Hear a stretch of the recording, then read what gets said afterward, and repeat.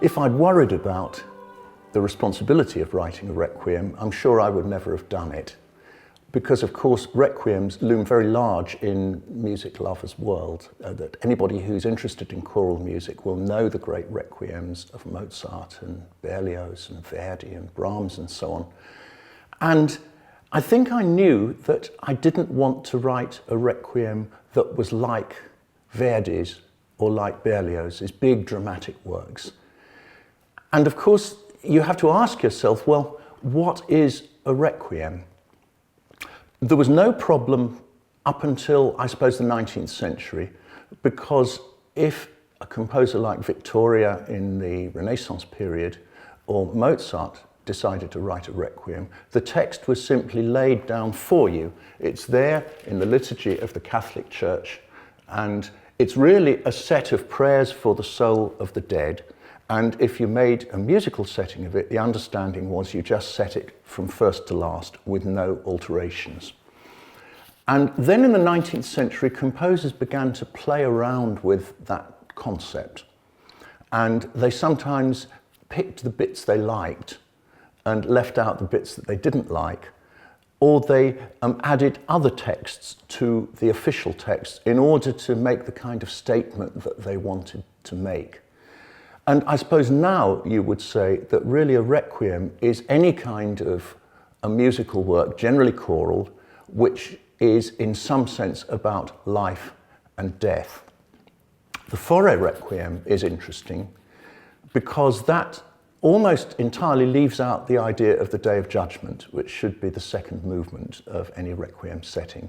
It does occur in passing in the Liber Armee later, but Fauré didn't really want to talk about death, hell and damnation, whereas Verdi very much did. And what Fauré did, interestingly, was to add at the end of his Requiem setting a text which didn't belong to the Requiem Mass at all, the beautiful In Paradisum, which comes from the Catholic burial service. Now, that is actually something that is said or sung at the graveside, not as part of the funeral service in church.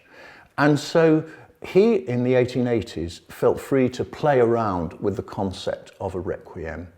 He singled out the Pie Jesu, which is part of the long Dies Irae poem, and just a little couplet, and he set it as a solo movement, which of course inspired Duruflé, Maurice Duruflé in the 1940s to do the same thing.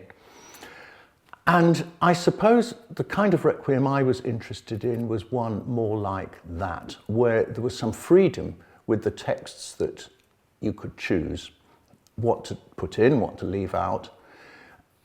And I suppose that was reinforced in my case by the experience of having sung as a boy chorister in the original recording of Benjamin Britten's War Requiem in 1963. Now, in that mighty work, which I witnessed every note of in recording, it was a great formative experience for me, the war poetry of Wilfred Owen forms a counterpoint to the Latin texts.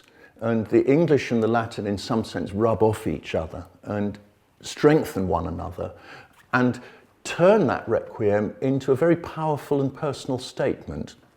Now, I didn't want to write that sort of a requiem.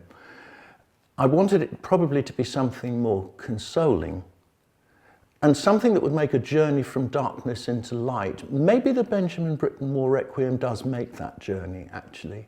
But certainly with some dark and dramatic moments along the way. And of course, it's a very large-scale work, and I didn't want to write a large-scale work.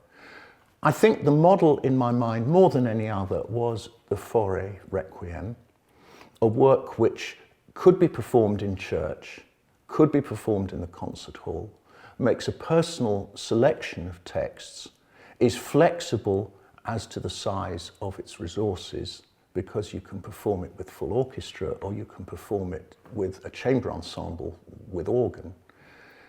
And I suppose the thing I most looked for in wanting to make a requiem setting was some sense of consolation, which is hard to find in life and in bereavement and loss, but which I think should be there. I believe it was André Gide who said, art should always have a message of hope.